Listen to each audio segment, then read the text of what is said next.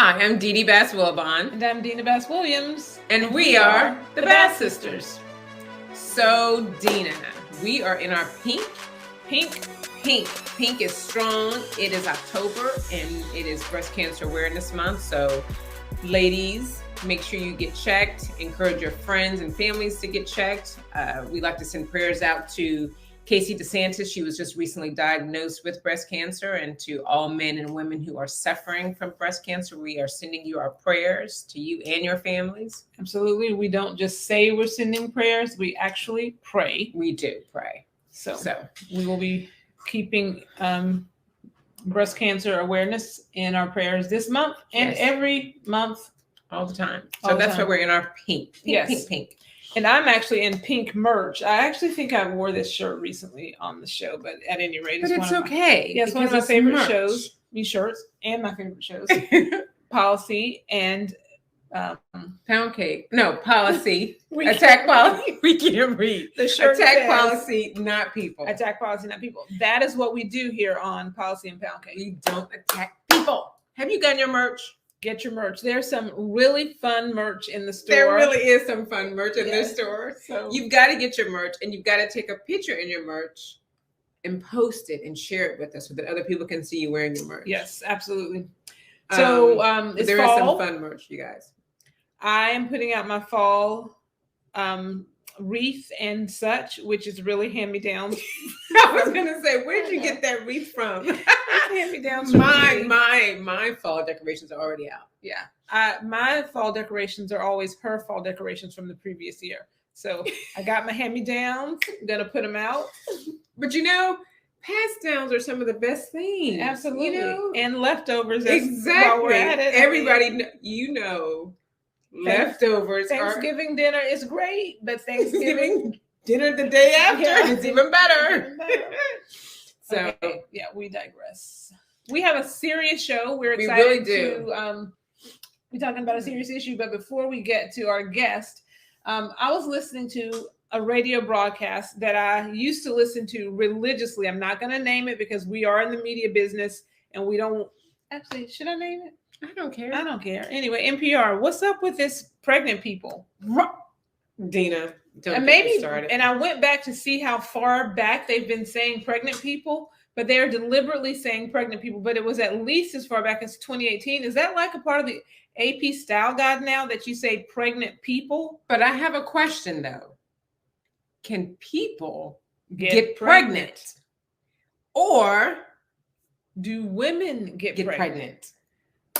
Because I don't know many people who get pregnant, but I know quite a few women. And as a matter of fact, I know absolutely no men who have gotten pregnant. And if you know a man that has gotten pregnant, I need y'all to send me a picture. I need you to call us. I need you to send a white flag. I need you to show something. I need something. I need some evidence. It's an interesting season. I hope that it's a season that we're in. I pray that it's a season. But it seems like it's been such a long, deliberate season. I don't understand why we are moving to a place where amazing news outlets. I love NPR. I know that some of our people on the right are going to be like, why do you? But I love NPR. I listen to NPR all the time. Particularly WAMU in DC, the big broadcast. But Johnny Dollar, Dragnet. She does like Johnny Dollar. Gunsmoke. But pregnant people, really? That's crazy. That's so woke. And I'm gonna have to take a nap. And now they have a pregnant emoji. Well, a pregnant man emoji. It's okay to have a pregnant woman emoji, right? But that's what I'm saying. It's an emoji. It looks like a man, a dude, and he's pregnant. I'm sorry, y'all, but if that's woke, then I'm sleep. I'm sleep. Take a nap. My husband loves his sleep, so I know he's really sleep on that. I mean, it's like sleepy. I'm taking a nap. I'm gonna go to sleep.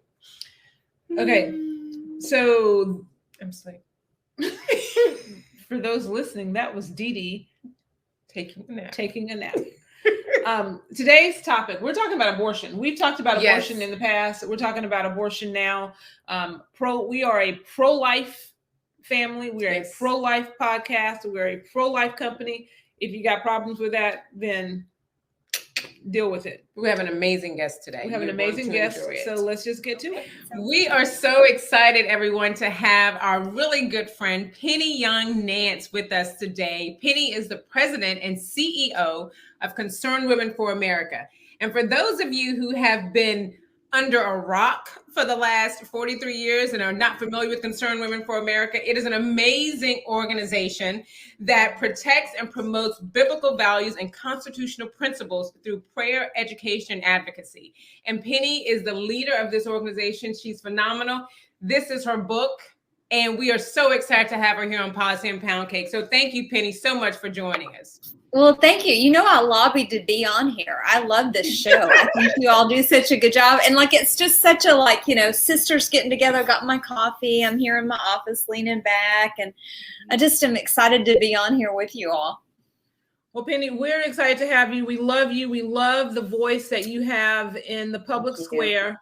One that's grounded in just your love for Jesus and your willingness to be out front. And we know from the limited media that we do that you have to take you're doing a lot of blocking for women like us, and you're making it easier for us to plant our feet and to tell the truth. And so we just want to say we love you for it. Round of applause. Round of applause. Aw, thank you. Well, I've said it before. I'm FOB, friend of the Bass sisters, and there were women that came ahead of me, of course, that blocked and tackled and made it easier. I mean, maybe I should mix my metaphors and say I'm standing on their shoulders, right? Women like Beverly LaHaye, who founded Concerned Women for America 40 some years ago, 43 years ago.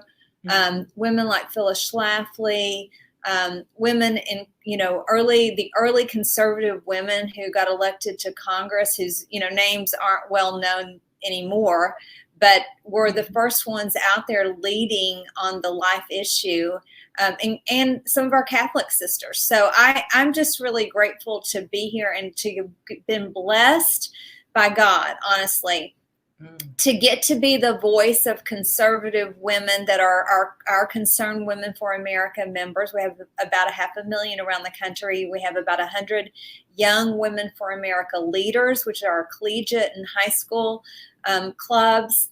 And then also just work in coalition with amazing, beautiful women like both you, Dina and Dee Dee. Well, we appreciate that. And we definitely appreciate your voice on the life issue. You are a human rights advocate, and we know that human rights begin in the womb. So we love you for that. And so one thing that we would love to hear from you is over the years, certainly the last 5-6 years, how have you seen the life issue change? Where are we winning? Where are we losing? What do we need to know about advocating for the unborn? So only going back 5 or 6 years. Let me go back just a little bit further, if that's okay. I want to go back to 1973. In 1973, you all probably weren't even born yet. I was a teeny. Well, you were teeny little girls, and so was I. People were using rotary phones. There was no internet. There was no social media. Medical science was rudimentary. They didn't even know. There was no sonogram, so they couldn't see into the womb. They often they couldn't do surgical procedures inside the womb. And they even thought that newborn babies didn't feel pain. I mean, that's how behind the times they were. So the science from 1973 until now is epically different. So different. Finally, the science caught up with reality. We were able to literally see in the womb and see a baby in utero. Surgery is done to save a baby's life, to fix fetal abnormalities very early, and they anesthetize both the mother and the baby. So understand that when Roe v. Wade came about, the justices had very little information about what they were deciding, and they put together this false trimester system, which everybody thinks that was kind of the final word. It wasn't. After Roe, there was a companion case called Doe v. Bolton that came down and said, really, you can do abortion for any reason, even in the last trimester, if, there's these health issues, and it defined health very broadly to include mental health, emotional, any number of things, even financial. So it really broke down any barriers to, if a state wanted to allow late-term abortion, and many do, that they could do that. And then, of course, you had the Casey decision that just made it, it made it almost impossible. And indeed, that's the question now before the Supreme Court of whether or not a state could limit abortion pre-viability. And viability, I'll remind you, is like, 21, 22 weeks now. So before that, that's well into, going into the third trimester. This is a baby at that point who can see and can hear and respond to her mother's voice, has eyes and ears, nose, mouth, fingers and toes, even fingernails and eyebrows at 20 weeks. And she can feel pain.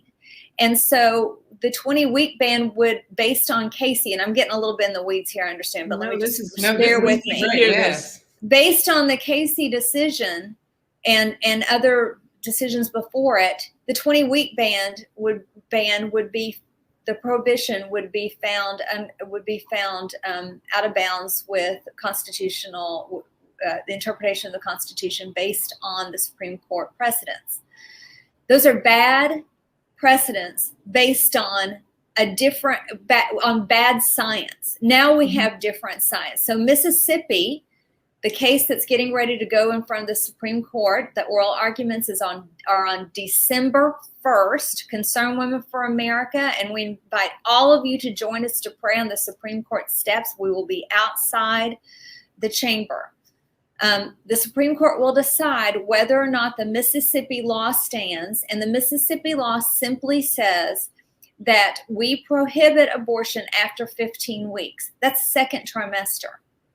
But that comes into conflict with prior Supreme Court decisions, dogma based on bad information, lack of facts. Mm-hmm. Science has changed. Public opinion has changed. So to get to your question, how has things changed? I think what I would say is, in a really sort of more broad sense, public opinion caught up with science and reality.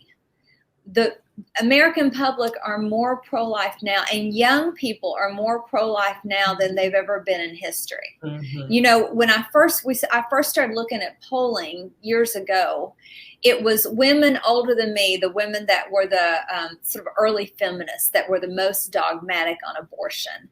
And I think that's still probably true. But then you have this other very radicalized group that support abortion anytime, any reason, any number, all paid for forcibly by the taxpayer, right? They've never met an abortion they didn't like. They minimize it I've seen recently TikTok clips of girls laughing about their abortions and, making light of it and desensitizing young people. You have that little fractional group. The vast majority of young people, and I see them at the March for Life, I meet them at our Young Women for America chapters. We saw some very pro-life. Yes, we did. Well, they're amazing. There was a rally down on the mall. There was a rally down in DC this weekend, and it was I was thoroughly confused when I saw the signage, because it was like, seriously, it was justice for abortion, or abortion justice. And I was like, what is that? But we saw a bunch of young women with I am the pro-life generation posters, and I know that we see your women in that yes, in that crowd. There was a lot of them. Mm-hmm. We were happy to see them. Yeah. Well, and they're there, and they're powerful, and they're powerful voices, and they're energetic, and you all I know have been many times to the March for Life as I have. They're all down there. I just did a big group of them in Tampa, Florida, did a training It was really fun. Governor DeSantis came, and I let them all come up and pray for him, pray over him. I think he just loved it too. I could tell it was just a sweet moment. They're so serious. They're serious about their faith. They're serious about what they believe. They're serious about making a difference in this world. And I got to say that gives me such hope for our future. So, for everybody that's watching that is so discouraged by what they're seeing, let me tell you, there's a whole group of people that are coming up behind us who believe in biblical truth. They believe in biblical worldview. They want to care for the least of these. They have compassionate, sweet hearts, and they're beautiful and smart. So I expect to see a future president out of that. Certainly some members of Congress. These are our future leaders, and we're trying to train them up the right way. Penny, and for those young ladies who are pro-life and they want to speak out, but let's say their family is completely supportive of abortion and everyone in their circle is completely supportive of abortion, but they know what's in their heart. They know biblically that this is not the right thing. And what would you tell that young lady or those young people? How do they take that first step to just step out on their own and say, this is wrong? And it's courageous to do, but what would you tell them to, what would be the first thing for you, what you would tell them to do? Because it sounds like the world, the world tries to make it as if there's a smaller number and that they're alone. That's right. And they go by themselves. That's true. They try to isolate. I even saw a video from a group, that I was, an LGBTQ group that is pro-life the other day. I mean, these were all young Gen Zers. And we're concerned for them, honestly, but I was like, interesting. I just think again, science caught up with public opinion. And especially, so you're talking about the young people and you've got the women that have had children. So we know.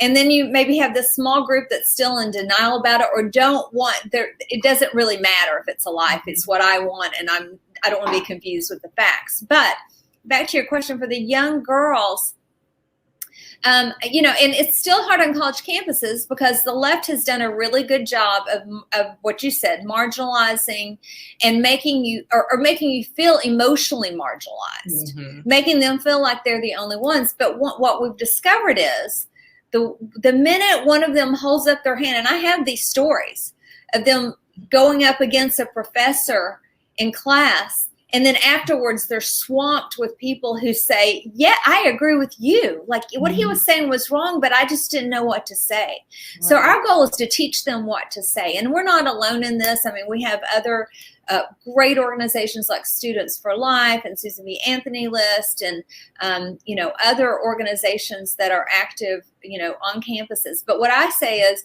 reach out to us. If you feel alone, reach out to us. Let us come alongside you and then help you build your own group. Let's get your own people because there is, power in numbers and you are absolutely not alone.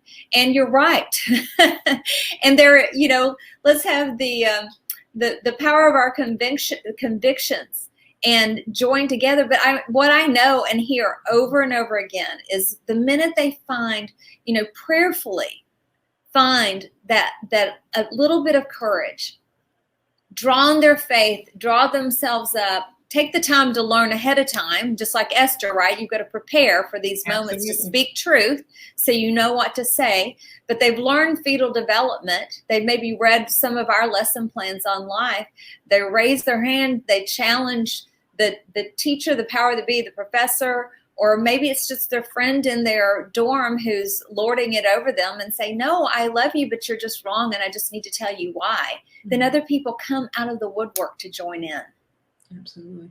And Penny, we debated on whether or not we even wanted to play a portion of this video. We're not sure that we're going to air this. I'm just going to be honest, but we want to, we feel like the left is pressing on our young people. And this is an example of a video that's so deceptive. You may have seen it. I'm going to pop it in here to the watching and listening audience. We don't want to promote this nonsense, but we believe it's important to show the deception that's out there. And this is clearly targeted towards teenagers. It is. Very not much so. adults. This is targeted towards teenagers. Let's take a look. Folks, my name is Sam, and I'm your friendly guide through some pretty big and complicated topics. Today, I'm here to help us explore the topic of abortion. There's a lot to say about abortion, so I'm going to do my best to talk us through some of the most important facts to help make it clear and easy to understand. They say First facts. off, That's abortion is a very personal decision, and only the person who's pregnant can know what is best for them. For anyone dealing with an unintended pregnancy, talking with a trusted adult can help to figure it all out. And I'm here to help too. So, let's start with some of the basics. When a person gets pregnant, they have 3 options. They can carry the pregnancy to term and raise the baby. They can carry the pregnancy to term and place the baby for adoption. Or they can end the pregnancy by having an abortion. You see, there are a lot of reasons a person might have for making any one of these decisions. If someone decides to get an abortion, it might be because they don't want to have a baby, or maybe they can't afford to raise a child. Maybe they're in school and they're worried they won't graduate if they have a baby. Sometimes people already have children and they don't want any more. And sometimes there might be something wrong with the fetus. Either it's not developing properly or it has a serious, incurable disease. Whatever the reason, it's up to the person who's pregnant to decide what's best for them. An abortion is a very safe medical procedure. There are 2 types, medication and surgical. A surgical abortion is a short 10 to 15... because clearly they're nuts. But they say there are 2 terms that they use in this video that the left simply refuse sometimes to say: kill. They don't use those. They don't, but then they say baby, but they don't say what. But they say there are 2 options. 3 options. 3 options. But then the third option, they don't, when they talk about abortion, they don't talk about, they remove the baby from that option. And then these options of why you should have an abortion, because you don't want to have a baby, because you can't afford to raise a child, because you already have kids. I mean, and then the idea that it's so simple, there are two ways to do it. And it's so easy. It's just like, popping in and getting. It's like an infomercial. Yeah, right, exactly. And they make it seem as though it's very easy. It's not harmful. It's not going to hurt because you're going to have anesthesia. You won't ever think about it again. Sorry. You love your book because you tell us the facts and the facts about the procedures. It's not just a quick facial. Right. It's not a quick facial, and it's something that's very emotional, and it's something that you are killing a human being.